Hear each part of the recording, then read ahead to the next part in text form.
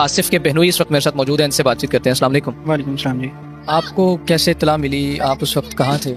मैं भी असर की नमाज़ पढ़ के अपने घर आया था, मेरी रहायश वो रोड पे है। तो आसिफ भी नमाज़ पढ़ के असर की आया, जैसे बता रहे हैं, वालदा उसकी बताती है। तो आगे कहता जी मैं इमाम बारगाह से ना सलाम कर रहा हूँ इधर मेन मरकज़ी में, तो वापसी पे अफ्तारी भी लेता हूँ। तो बड़ा भाई उसका घर नहीं था, बड़ा भाई उसका बड़ा केयरफुल है। वो समझ ले ऐसे है कि चौक में भी जाए ना तो पीछे से फ़ोन चला जाता है कि कितनी देर है, कहाँ हो, क्यों नहीं आए, इतना टाइम लग गया।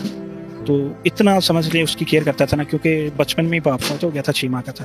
पहला फ़ोन किया, फ़ोन ही नहीं किसी ने उठाया, तब ये हादसा हो चुका था। समझ ले हुआ है, फ़ोन बच गया, ऐसा सीन हुआ है।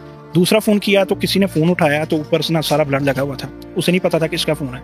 उसने फ़ोन तो रिसीव कर लिया, शोर आ रहा है, बात नहीं सुनी जा रही।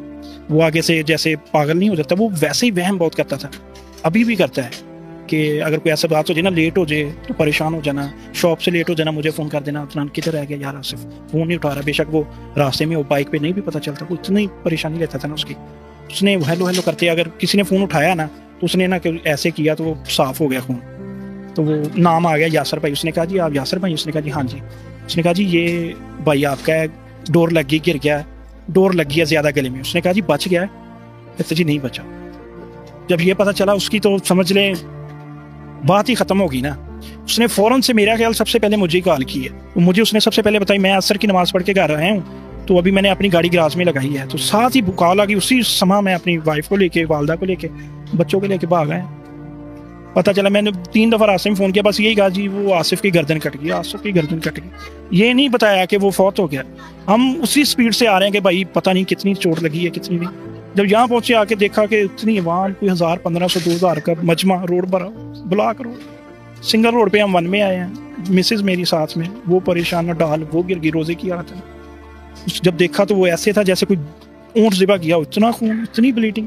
वीडियो आप सब लोगों ने देखी है कि वो डोर लगती ही गिरा। और वो देखें कि गिर के जब बंदा बाइक से गिरता है ना तो इतनी चोटें आ जाती है ना, यहाँ पे, यहाँ पे, यहाँ पे, कम से कम ये 2 पॉइंट ना गिर जाए बाइक से तो लाजमी होते। मैंने खुद गुस्ल दिया है, एक चोट भी नहीं है, सिर्फ 3 निशान है यहाँ पे बाजू पे ऐसे डॉट के। तो गर्दन बिल्कुल नहीं है, सर तन से जुदा है। ये हाल है। मैं यहाँ से स्टिच करवाया मैंने खुद, पोस्टमार्टम ऑफिस में मैं साथ था। तो ये समझ लें जैसे बकरे की गर्दन पे छुरी चली होती है ना, तो अलग से हो जाती है। तो वो ऐसे थे, अगर हम ऐसे उठा के चारपाई पे रखते ना तो उसकी गर्दन नीचे गिर जानी थी। और जब मैं उधर स्टिच करवा रहा हूँ ना तो यहाँ से जुड़ाई शुरू की है और गर्दन की बैक सेंटर तक सिलाई हुई है। फिर उसकी हालत ऐसी थी कि वाइट सूट पहना था और चेहरा बालों से लेके ना तो नाखूनों तक पाँव के सुरख था, कपड़े भी ऐसे ही थे और नीचे से जिस्म भी ऐसे ही था। फिर उधर दोबारा गुस्ल दिया पोस्टमार्टम ऑफिस में, वहाँ से कपड़े चेंज करवा के, कफन चेंज करवा के फिर एम्बुलेंस में लेके आए। और यहाँ पे तो क़यामत पर मैं कह रहा हूँ कि जी वो गली की एंड तक आप देख लें, कितनी बड़ी गली है, जगह ही नहीं थी, इतनी आवाम, इतनी दुनिया। आपकी अहलिया जो कि बहन थी इनकी, उनकी क्या हालत थी? इनकी आसिफ की वालदा की क्या हालत है? वो देखें जी, मैंने आपको बताया कि जब हम डिस्कवर रोड पहुँचे तो वो एक दफ़ा तो ज़मीन पे गिर गई। फिर मैं उससे साथ ले गया, हम पहले लाइड हॉस्पिटल गए, वहाँ नहीं मिले हमें, गाड़ी पे थी वो, मैं बाइक पे हो गया था।